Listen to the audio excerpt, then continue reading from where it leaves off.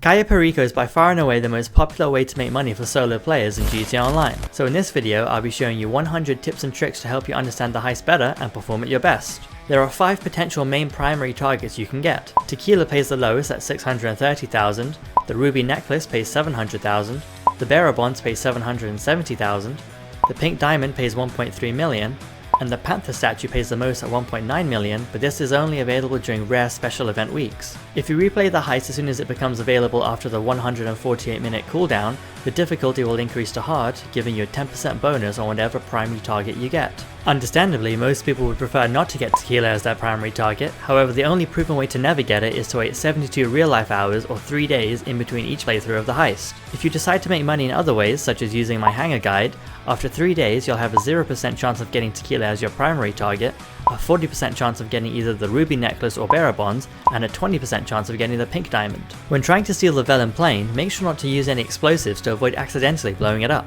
And also make life easier for yourself by only doing the mission in an invite-only lobby, as there is no benefit to doing it in a public one where you might potentially get blown up by griefers. Once you get the plane off the ground, retract the tires to become more aerodynamic, and also fly above 900 feet to get a small speed boost. When you land at the airstrip, you might occasionally get detected if you try to take the motorcycle at the main entrance, but you can also find one over here by one of the side roads. And if for whatever reason you still needed a bike, you can find yet another one over here before making your way to the communications tower. When you get to the communications tower, if there is no guard at the bottom, this means the signal box is at the bottom, but if there is one, you'll have to climb up the ladder to find the signal box. To complete the hack, all you have to do is combine the numbers on the left with the symbols on the right to equal the number at the top.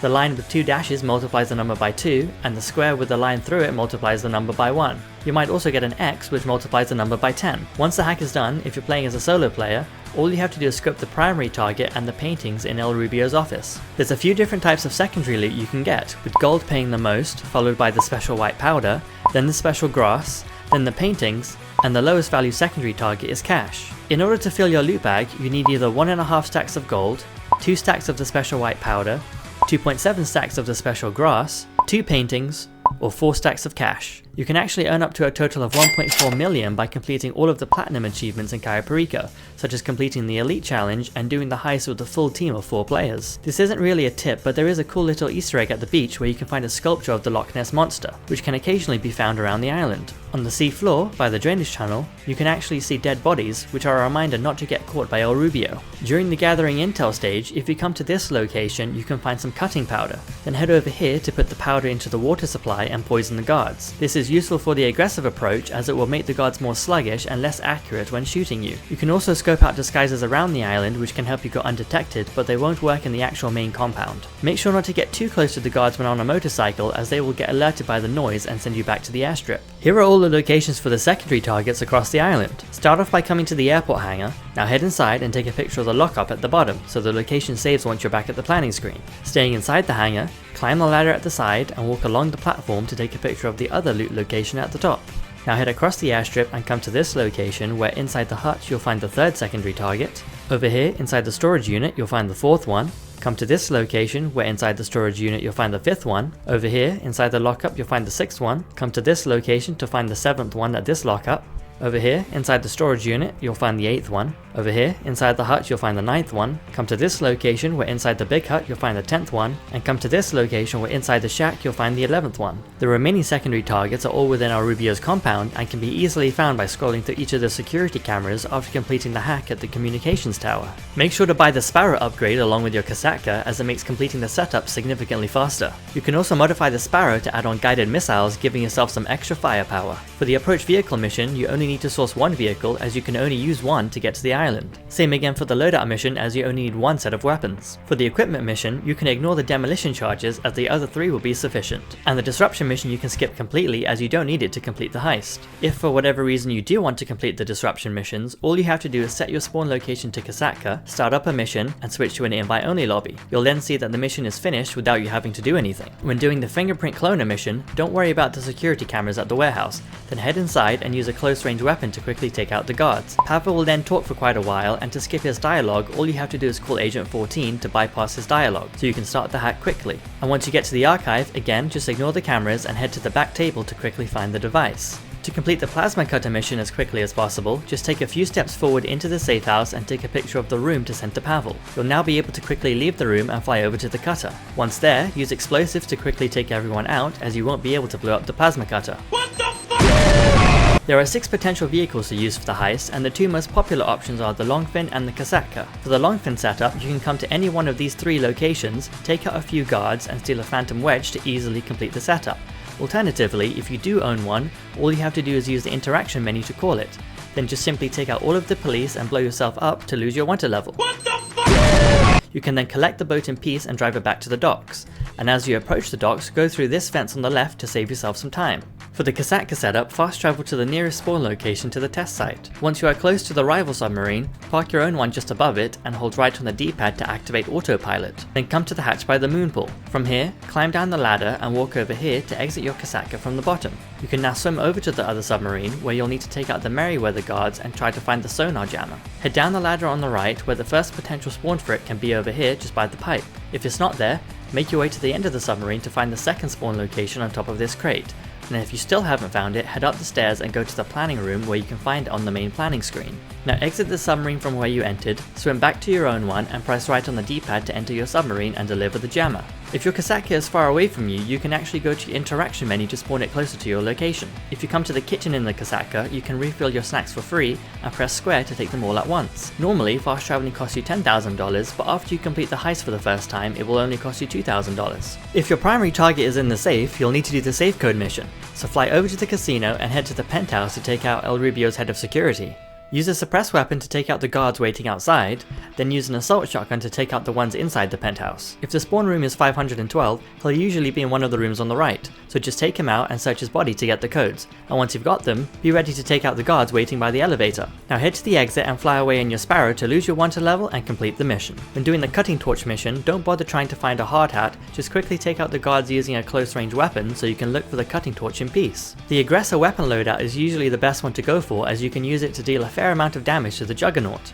If you get the annoying Merryweather HQ setup for the weapon loadout, just find an invite-only lobby to get one of the easier ones. Then use your Sparrow to land on the roof of whatever building it gives you so you can avoid all the guards at the bottom. Now just head inside and use a close-range weapon to take out the guards. Now you can interact with the gun locker, which will prompt you to complete the hack.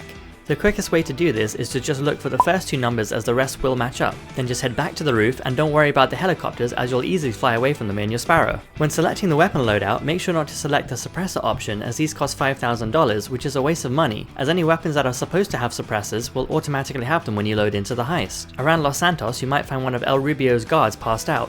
You can actually steal a key from him, which will enable you to get the Cayo Perico pistol from the desk in El Rubio's office. If you are using the Longfin and set the north dock as the infiltration point, then come to this location, you can actually open this secondary target lockup as a solo player by pulling this lever. You would normally need 2 players to unlock locations like this, and similar ones like this will have a 60% chance of giving you the lucrative white powder secondary loot. If you bring up the pause menu whilst your character is looting, your character will continue to take the loot without you having to keep pressing X. If you've previously scoped the power station at this location, during the heist, use the cutting torch to burn through the lock, and you can then pull both the levers to temporarily disable all the security cameras and lights around the island, making it easier to move around. But please note, this only lasts for around 5 to 10 minutes. When using the drainage tunnel entrance, use a left to right or up and down motion to quickly cut through the grate. There are a few guards around the compound which can potentially drop the gate key. The first 2 are over here, so once the Juggernaut has left the area, take out the camera and then finish them off. The next one patrols this area, so take out the camera and take him out as well. The next one is over here and usually stands still over in the corner, where you can pistol whip him. Oh! The next one is just around the corner standing still. Oh! And the final one is the guy that comes down the stairs from El Rubio's office. In El Rubio's office, to complete the hack, you'll have to do 3 fingerprint scans on normal mode or 4 on hard mode, but if you collect the gate keys, you can go to the basement scanner, where you only have to do 1 fingerprint on normal mode or 2 on hard mode.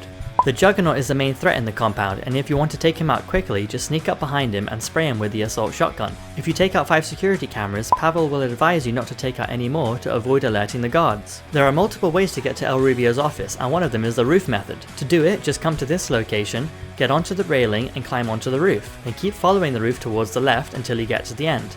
Now simply aim your weapon so you can walk across the railing, and don't worry about the guards at the bottom, as they won't be able to spot you. Now take out the guard waiting around the corner, then take cover by the stairs until the patrolling guard stands still, then pistol whip him so you can make your way to the office. Make sure to also check the safe to get some extra cash. To complete the hack as quickly as possible, just set all of them to match the top of the finger. Then just move the second panel once to the right, the third panel twice to the right, and so on until you get to the bottom, where the fingerprints should match up.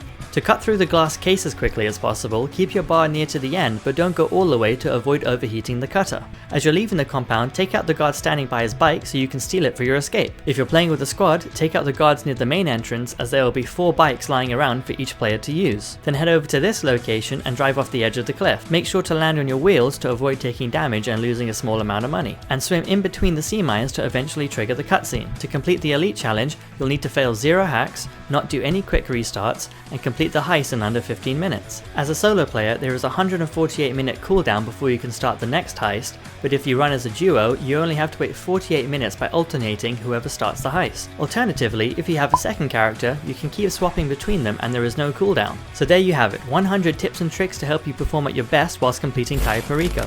I really hope you found at least some of the tips useful, and if you did, I would appreciate if you drop a like and subscribe, as I'll be making a plethora of content when GTA 6 finally drops. Thanks so much for watching, and I'll catch you soon.